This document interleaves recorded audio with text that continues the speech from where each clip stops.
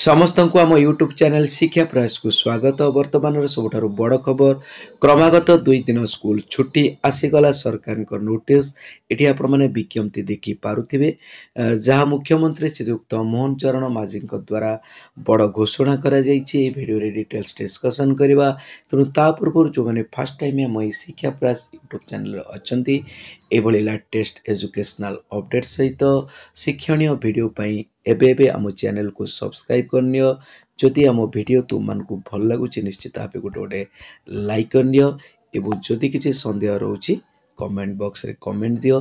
पिला माने देखि पारुथिबे एटा होची बिग ब्रेकिंग विभिन्न न्यूज चैनल द्वारा नुआखाई उपलक्षे सेप्टेम्बर 9 तारिख रे छुट्टी घोषणा। देखंतु मुख्यमंत्री कार्यालय ओडिशा द्वारा ही घोषणा करा जायछि।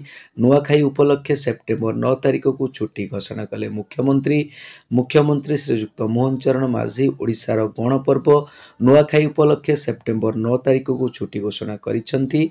एठी देखो ये रोची ओडिशा सरकार राजस्व विपर्यय परिचालना विभाग से समान विज्ञप्ति एठी देखि पारुथिबो।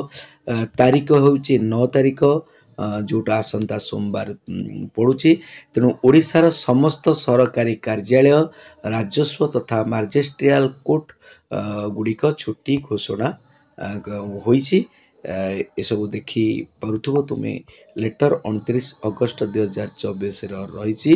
तेणु यही लेटेस्ट एजुकेशनल अपडेट्स पाई पुणी थे मुझे कहीदे आम चैनल जदि फर्स्ट टाइम अच्छ निश्चित भाव चैनल को सब्सक्राइब करनियो एवं वीडियो जदि भल लगुच गोटे गोटे लाइक करनियो। रोची धन्यवाद।